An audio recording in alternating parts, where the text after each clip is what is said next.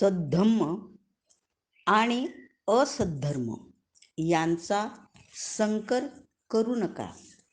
जे खोट्याला खरे आणि खऱ्याला खोटे समजतात ते आपल्या दुर्बुद्धीमुळे कधीही सत्यापर्यंत पोहोचू शकत नाहीत. जे खऱ्याला खोटे आणि खोट्याला खरे समजतात ते आपल्या दुर्बुद्धीमुळे कधीही सत्यापर्यंत पोहोचू शकत नाहीत.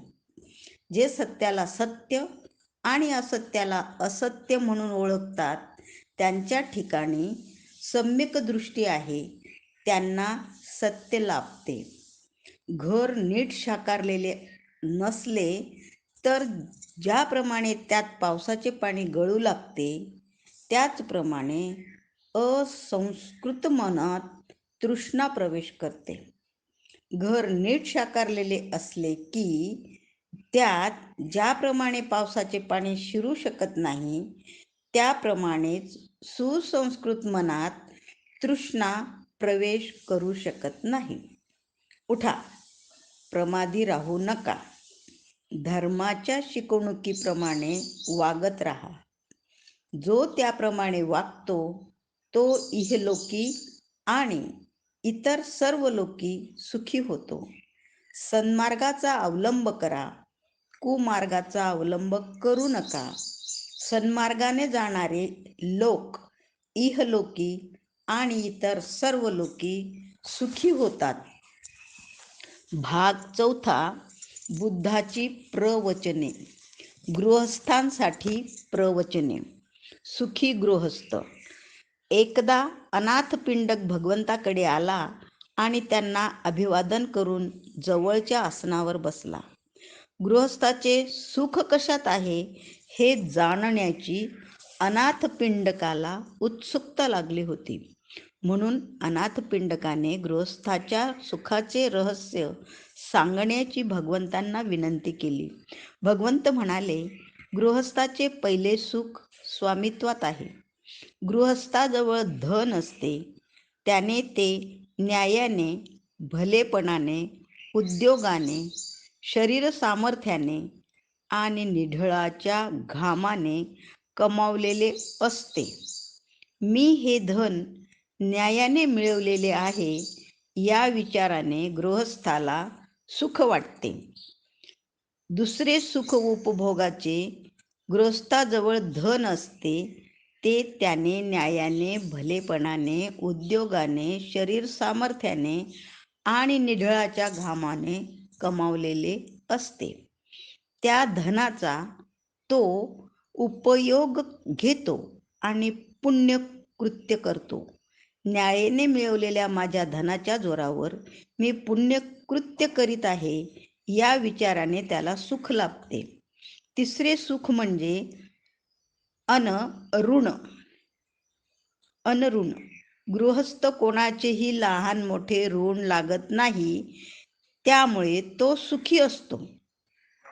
मी कोणाचेही काही ऋण लागत नाही ह्या व अशा विचाराने तो सुखी होतो. चौथे सुख निर्दोषतेचे. काया वाचा मनसा निर्दोष कृत्य करीत राहिल्याने गृहस्थ सुखी होतो. अनाथपिंडक जर गृहस्थ प्रयत्न करील तर खरोखर त्याला ह्या चारही प्रकारचे सुख लाभेल. पुत्रापेक्षा कन्या बरी. एकदा भगवान श्रावस्ती येथे राहत असता कोसल राजा पसेनजी त्यांना भेटण्यासाठी आला. राजा भगवंताशी संभाषण करीत असता राजवाड्यातून एक दूत आला आणि राजापाशी जाऊन त्याची राणी मल्लिका प्रसूत होऊन तिला कन्या झाल्याचे त्याने वृत्त सांगितले. हे वृत्त ऐकून राजा खिन्न झालेला दिसला. भगवंतांनी राजाला त्याच्या खिन्नतेचे कारण विचारले. राजाने सांगितले की राणी मल्लिका प्रसूत होऊन कन्या झाल्याचे वाईट वृत्त नुकतेच कळाले आहे. यावर परिस्थिती ओळखून भगवंत म्हणाले, राजा, कन्या ही पुत्रापेक्षा अधिक चांगली निपजण्याचा संभव आहे. ती शहाणी आणि सद्गुणी कन्या, पत्नी, माता अशा त्रिविध भूमिका करणारी आहे. तिला जो पुत्र होईल तो पराक्रमी कृत्य करील, मोठे राज्य करील. खरोखर अशा थोर पत्नीचा मुलगा आपल्या देशाचा मार्गदाता होईल. एकदा पती आणि पत्नी. एकदा भगवंत मधुरा आणि निरंजना यांच्यामधील राजरस्त्याने चालले होते. त्या रस्त्यावर त्यांना पुष्कळ गृहस्थ व त्यांच्या पत्नी भेटल्या. तेव्हा भगवंतांनी रस्ता सोडून एका झाडाखाली आसन स्वीकारले. गृहस्थ आणि त्यांच्या पत्नींनी त्यांना अशा रीतीने स्थानापन्न झाल्याचे पाहिले. ते सर्व भगवंताजवळ आले.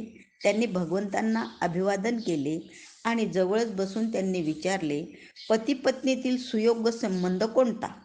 यावर भगवंतांनी त्यांना उत्तर दिले, हे गृहस्थ हो, पती पत्नींना 4 प्रकारे एकत्र राहता येते. दुष्ट पुरुष दुष्ट स्त्री बरोबर राहत असेल, दुष्ट पुरुष देवतेबरोबर राहत असेल, सत्पुरुष दुष्ट स्त्री बरोबर राहत असेल आणि कदाचित सत्पुरुष एखाद्या देवतातुल्य स्त्री बरोबर राहत असेल.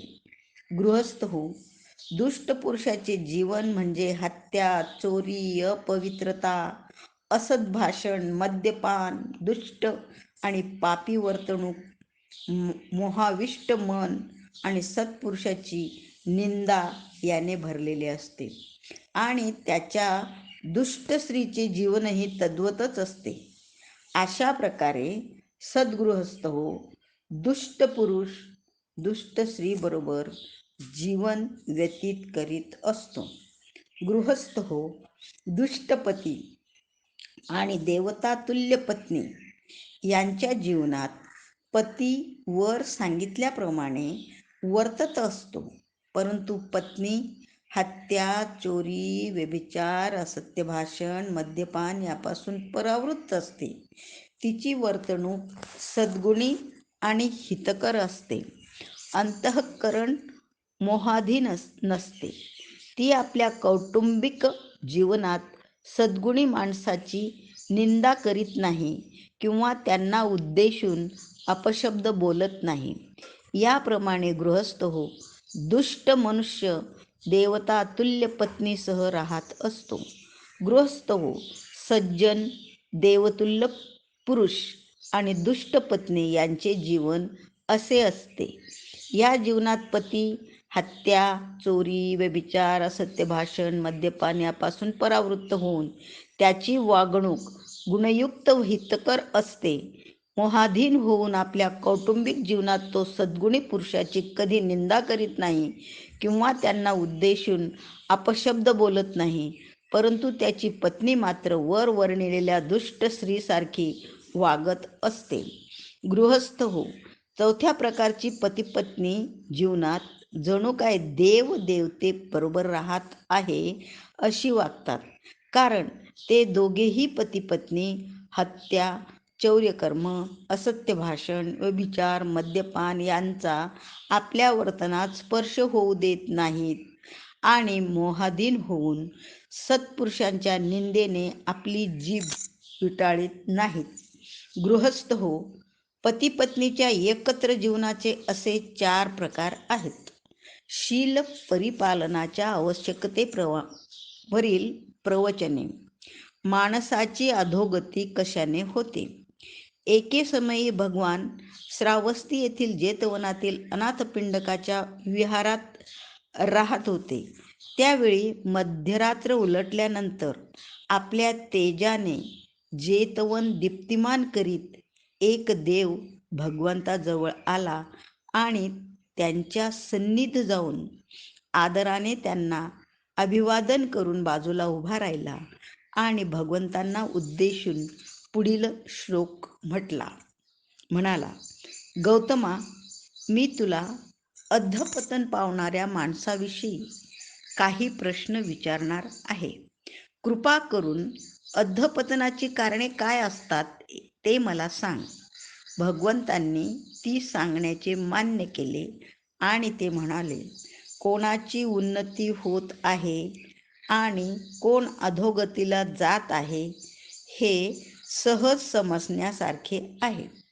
धर्मप्रेमी हा उन्नत पथावर तर धर्मद्वेष्टा हा अधोगतीच्या पथावरील वाटसरू आहे. अधोगतीच्या वाटसरूला दुर्गुणी माणसे प्रिय वाटतात आणि सद्गुणी माणसे अप्रिय वाटतात.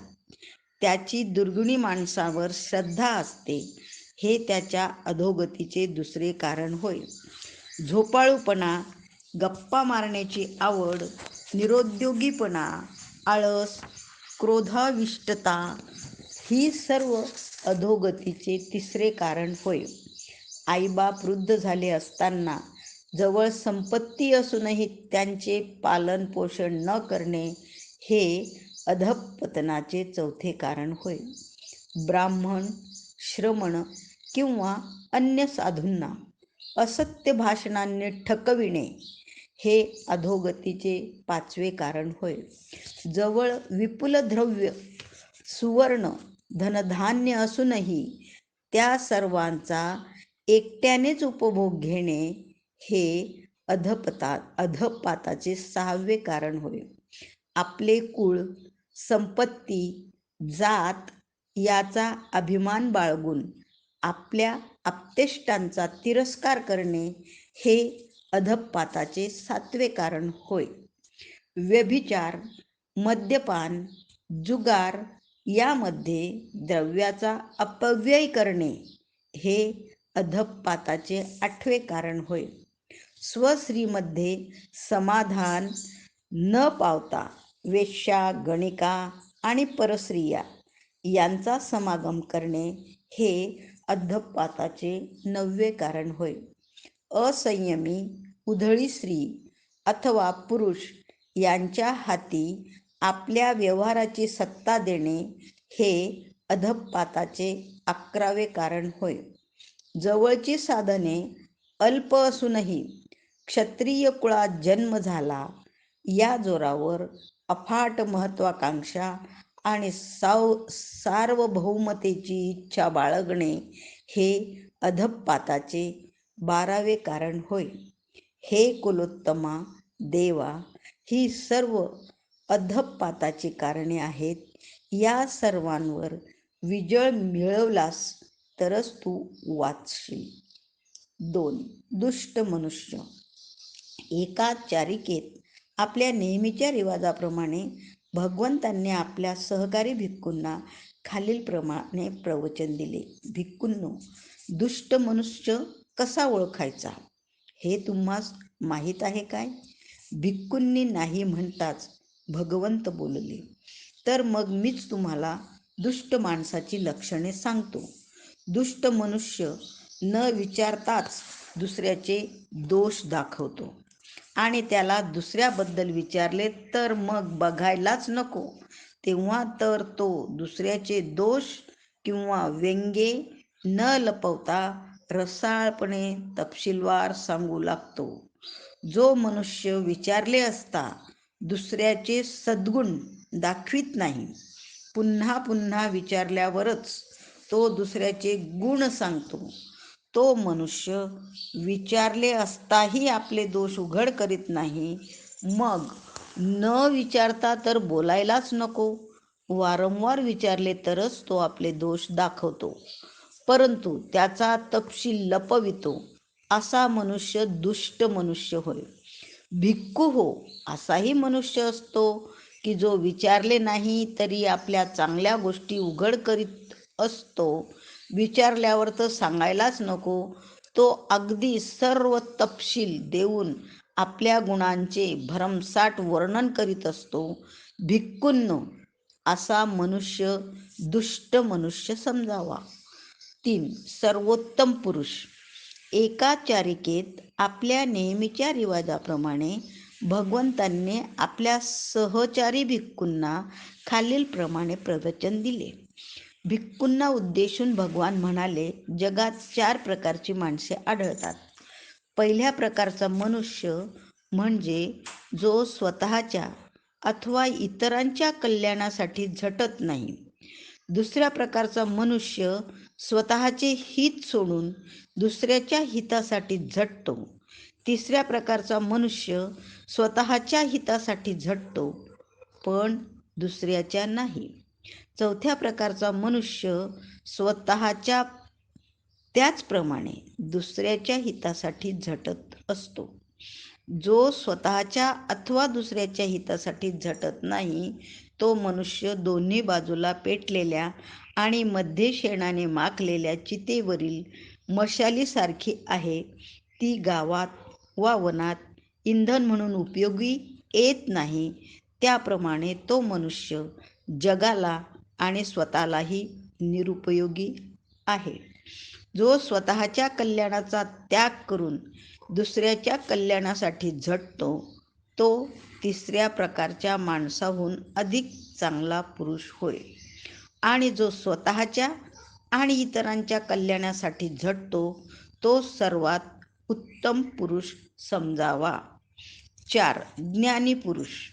एके समयी भगवान उत्कट आणि सेतब्ब या 2 नगरांच्या मधील राजरस्त्यापर्यंत पोहोचले असता त्यांना द्रोण नावाचा एक ब्राह्मण त्यांच्यासारखाच प्रवास करीत असता भेटला. अकस्मात भगवंतांनी रस्ता सोडला आणि एका वृक्षातळी पद्मासन ठोकून ते बसले. भगवंतांच्या पावलामागून जात असणाऱ्या त्या ब्राह्मण द्रोणाला त्या तेजस्वी, सुंदर, संयमी, शांत आणि संयत मनाच्या आणि सामर्थ्यशाली मनाच्या भगवंतांचे दर्शन झाले.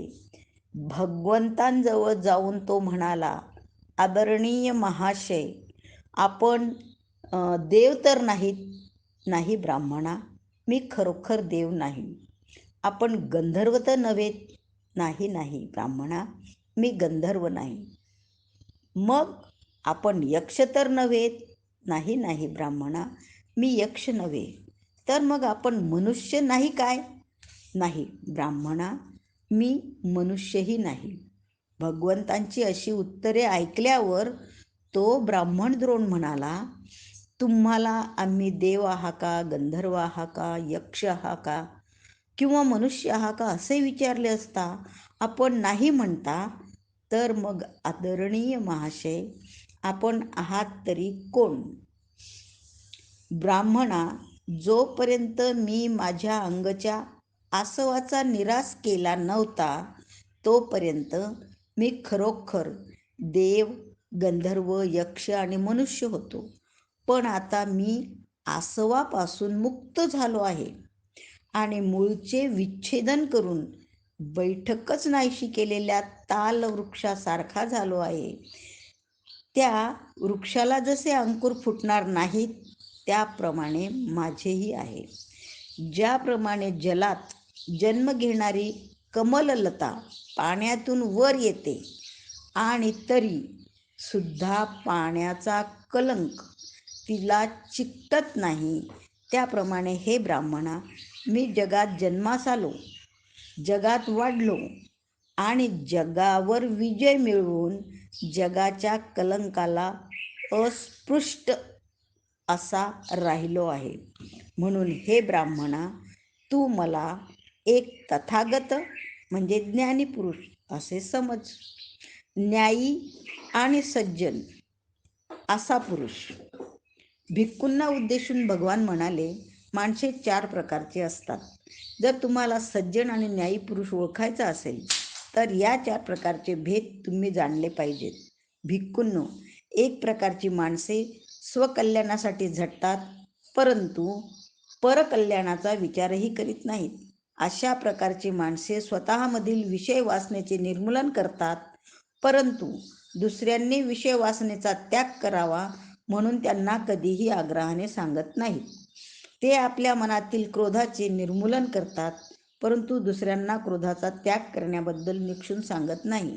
ते स्वतःमधील अविद्येचे निर्मूलन करतात, परंतु ते दुसऱ्यांना त्यांच्या अविद्या निर्मूलनासंबंधी आग्रहाने सांगत नाहीत. असा पुरुष स्वतःच्या कल्याणाचा मार्ग चोखाळीत असतो, परंतु तो दुसऱ्याच्या कल्याणासाठी झटत नाही. दुसऱ्या प्रकारची माणसे ही परहितासाठी झटतात, स्वहितासाठी झटत नाहीत. अशी माणसे आपल्या अंगच्या विषय वासना, क्रोध आणि अविद्या यांच्या निर्मूलनाचा प्रयत्नही न करता दुसऱ्यांना मात्र तसे करण्यासाठी आग्रहाने सांगत असतात. भिक्खू हो, अशा प्रकारची माणसे दुसऱ्याच्या हितासाठी निश्चित झटतात, परंतु स्वतःच्या नाही. भिक्खू हो, तिसऱ्या प्रकारची माणसे स्वहितासाठी अथवा परहितासाठीही झटत नसतात. असा माणूस स्वतःच्या ठिकाणची विषय वासना, क्रोध आणि अविद्या यांचे निर्मूलन करीत नाही, त्याप्रमाणेच दुसऱ्यांनाही तसे करण्यास सांगत नाही. हा मनुष्य स्वतःचे अथवा दुसऱ्याचेही हित साधण्यासाठी प्रयत्न करीत नाही. भिक्खूंनो, चौथ्या वर्गाची माणसे स्वकल्याण आणि परकल्याणासाठी झटत असतात. अशी माणसे स्वतःमधील विषय भावना, क्रोध आणि अविद्या यांच्या नाशासाठी झटत असतात. त्याप्रमाणेच दुसऱ्यांना ते विषय वासना, क्रोध आणि अविद्या यांच्या निर्मूलनासंबंधी आग्रहाने सांगतात. अशी माणसे स्वहित व परहितासाठी झटणारी होत. या शेवटच्या प्रकारच्या माणसांना न्यायी आणि सज्जन मानावे.